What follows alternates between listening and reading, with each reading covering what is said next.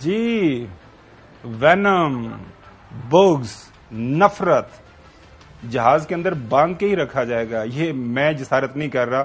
فیصل وارڈر صاحب فرما رہے ہیں، کافی ویل انفارمڈ ہیں، ایکسیس لیول بھی میرا ان کا انفارمیشن کا ان کا کافی بہتر ہے، اور آج تو انہوں نے مارکیٹ کے اندر کو مختلف قسم کی پالش بھی انٹروڈیوس کروا دی. اصل میں فیصل وارڈر صاحب جو ہے نا ہوائی فائرنگ کر رہے ہیں. فیصل وارڈر صاحب زبردستی ترجمانی کرنے کی کوشش کر رہے ہیں. فیصل وارڈر صاحب کو نہ کسی نے کہا ہے کہ آپ یہ باتیں کریں، اور نہ ہی کسی نے کوئی پیغام دیا ہے شہباز شریف کو. یہ بات بڑی کیٹیگوریکلی، بڑے لاؤڈلی اینڈ کلیئرلی میں کہہ رہا ہوں. نواز شریف کے بیانیے سے وہ خوش ہیں ناخوش ہیں، یہ وہ جانے اور نواز شریف جانے. کیا نواز شریف کو اگر انہوں نے منع کرنا ہے تو میں نے کل بھی بولا تھا کہ شہباز شریف کے ذریعے انہوں نے پیغام نہیں بھیجنا. اگر بھیجنا ہے تو ان کے پاس 12 کے قریب بریجز موجود ہیں، اپنے چینلز موجود ہیں جن کو وہ استعمال کر سکتے ہیں.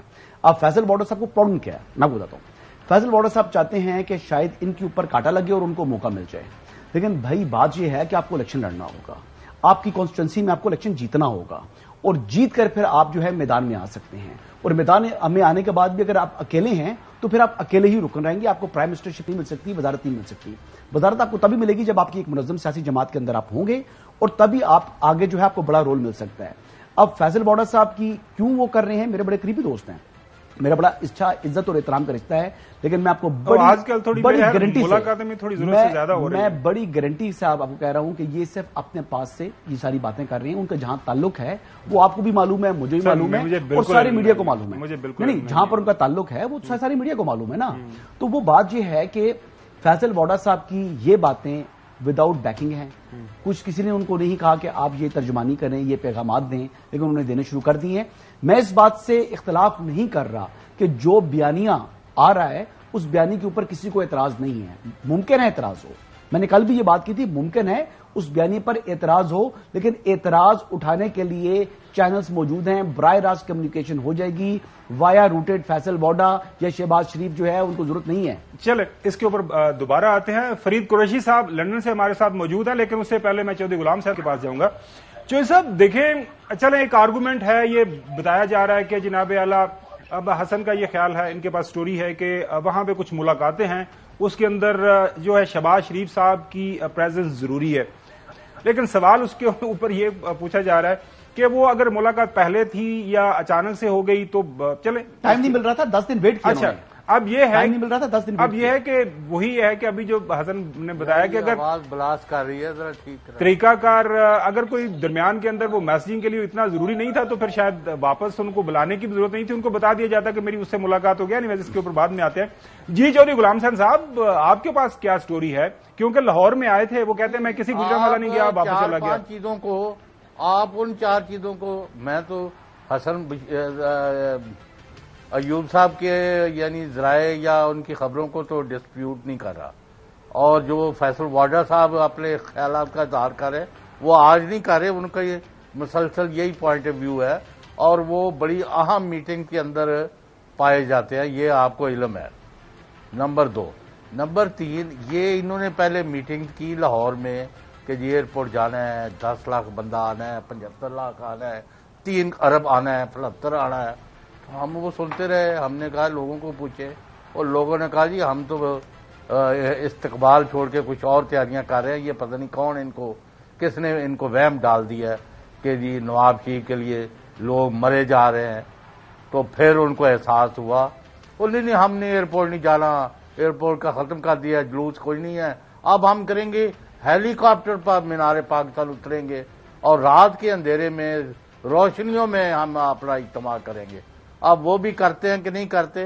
اور ابھی اگرچہ وہ کہہ رہے ہیں کہ 21 اکتوبر فائنل ہے، لیکن ابھی دیر آر سیریس ڈاؤٹس. ہاں، there many slips between the cup and the lips, انگریزی میں کہتے ہیں.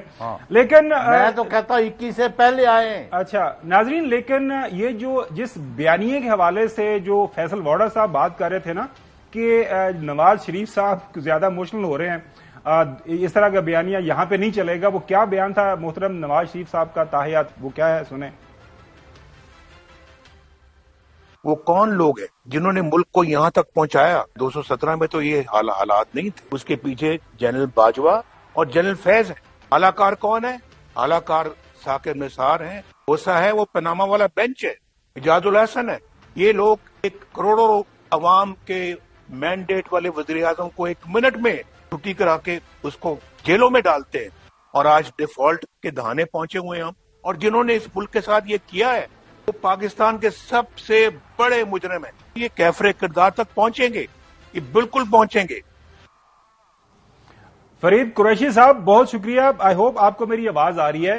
खबर अभी लंदन से ये आ रही है कि एक बार फिर ये जो बयान अभी आपको हमने सुनवाया है, नाजरीन को भी उसको दोहराया है नवाज शरीफ साहब और बाकी पार्टी की आदत ने कि हम वापस जाएंगे, वापस इक्तदार में आएंगे, और इक्तदार के लिए हमारी जो रास्ता है हमारे लिए वो बिल्कुल हमवार है, मजबूत है। हसन ने भी इसके ऊपर कमेंट किया हुआ है। तो वापस आके ये जो लोग हैं जिनके वो नाम ले रहे हैं, जिसमें जनरल बाजवा हैं, जनरल फैज हैं, एक आध सिटिंग जज भी हैं, साबिका चीफ जस्टिस भी हैं, हमने इनको कैफरे किरदार तक पहुंचाना है। इनफ इज इनफ, इसके ऊपर कोई कंप्रोमाइज नहीं होगा। आज दोबारा से उन्होंने ये बयान और ये जो अपना आर्गूमेंट है उसको दोहराया इस मीटिंग में।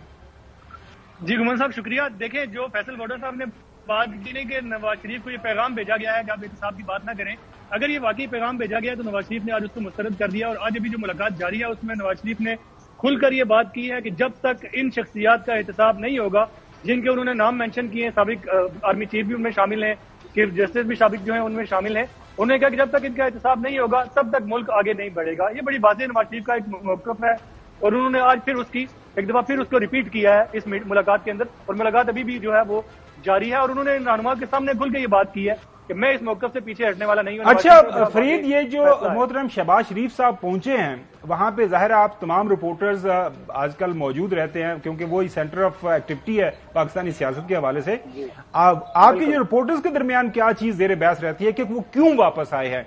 कोई खास वजह तो होगी। जो सबसे बड़ा सवाल था वो यही था कि शहबाज शरीफ अचानक वापस क्यों आए हैं। उन्होंने मुख्तसर सी बात की कि मुझे नवाज शरीफ ने हुक्म दिया, मैं वापस आ गया हूं। ये जो खबरें चल रही हैं जराए को कोट करके कोई अहम मीटिंग है जिसके लिए आए हैं, तो वो कोई खुफिया मीटिंग तो हो नहीं सकती। अगर किसी कारोबारी शख्सियत के साथ या किसी यूएई के किसी फर्द के साथ मीटिंग है तो वो ओपन होनी चाहिए, तो उसका वो बता देते ओपनली अगर कोई इस तरह की मुलाकात होती। अभी तक इस मुलाकात की कोई खबर ऑफिशियली कहीं से भी जारी नहीं की गई, और ये जो वापसी है उनकी वो इन्हीं मुलाकातों के हवाले से है, नवाज शरीफ की वापसी के हवाले से है। उनका इस्तकबाल कैसे होगा, उनकी वापसी में जो कानूनी रुकावटें हैं, क्या क्या पॉसिबिलिटीज हो सकती हैं जब वापस पहुंचे, उस हवाले से बातचीत की जा रही है। और नवाज शरीफ जो है वो अपने मौक़िफ़ पर अगेन मैं कह रहा हूं कि डटे हुए